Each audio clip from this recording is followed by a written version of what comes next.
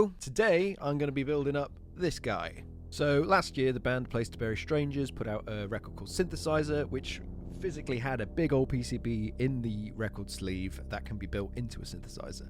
For anyone who isn't familiar with A Place to Bury Strangers, they're a band that are fronted by Oliver Ackerman, who runs Death by Audio, who make weird and wonderful noisy fuzz pedals, so this synthesizer should be right up my street. So this side is the front cover, and then we can flip it around and we have got components.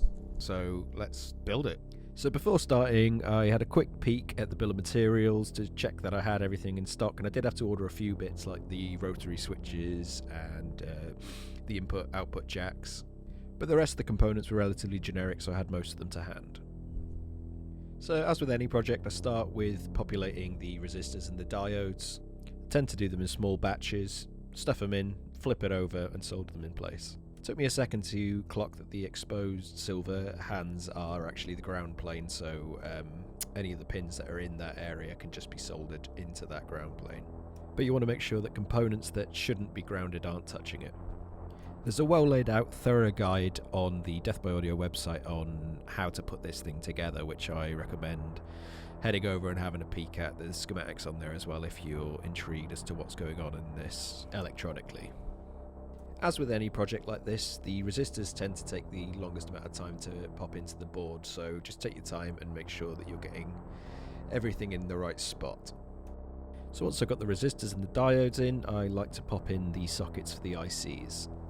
I'll grab a blob of blue tack and just use it to hold the socket in place so that when I flip it over to solder it, it doesn't just fall out of the board. When I was going over my soldering points at a later point in the build, I did clock that I'd missed a few pins on these sockets, so it's worth paying special attention to make sure that you don't miss any. It's quite difficult to see when you have missed one, but if you hold it up to a window or a decent source of light, it does make it a hell of a lot easier to clock. So next up is the film capacitors. I'm just popping these through the board and bending their legs on the other side so that when I flip it over they stay in place while I get them soldered. It's quite handy that every footprint is labelled on this with the component value, but you may want to double check the capacitor codes if you aren't familiar with them. Just give them a Google and it'll pop up to tell you what value you need. I did notice a little later that I'd missed a few capacitors at this stage that I had to add in later on, so maybe it's worth printing off the bill of materials and ticking it as you go along just to make sure you don't miss anything. So once all those capacitors are in and soldered, I like to move on to the transistors. I'm just working my way up in height order so that when I flip it over everything's flat so I can solder it. There's only a few transistors and a voltage regulator in this project, so just make sure that they are in the correct orientation that matches the salt screen on the board. I always straighten out transistors with tweezers after I solder one leg. This is literally just for aesthetic reasons, it's not necessary. But yeah, after I've made sure that they're straight, I will just solder them in place and snip off the legs. So next up we've got the electrolytic capacitors. With these I like to solder one leg, flip the board over, and then I reheat the solder whilst pressing the capacitor flush with the board. It's also worth noting that not all electrolytic capacitors are the same height. They may be, but it's worth double checking and then again solder them in height order just to get it flat when you're soldering.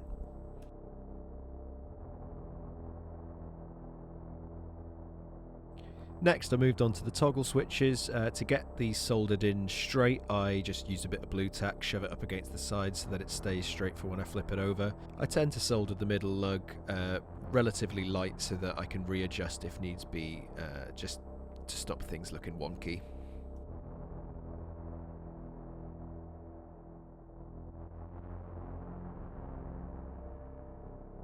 Next up we've got the pots. I'm just laying them flush on the PCB, mostly just to make sure that I actually have the values that I need. Initially I was going to use blue tack to hold them in place, flip the board over and solder them, but I realised with the oversized holes for the legs of the pots, I was actually able to solder one leg without flipping the board over, so I could do that for each of the pots to hold them in place, and then I'll flip them over and solder all the remaining legs. Once I'd soldered those pots, I realised I'd missed the 3 LEDs, so I just popped those in now and get them soldered. Then it was time to solder the DC jack in place. It took me an embarrassing amount of time to realise that there's a little plastic tab under these jacks that you need to snip off to make them lay flush on the PCB.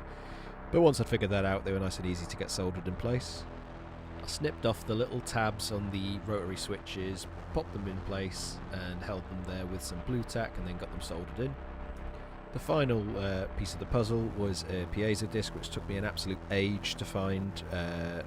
It was in the back of a drawer, but got it in the end and soldered it, and all the components were on the board. Then all that was left to do was screw the knobs on, and it was ready to take for a test ride. So let's listen to that.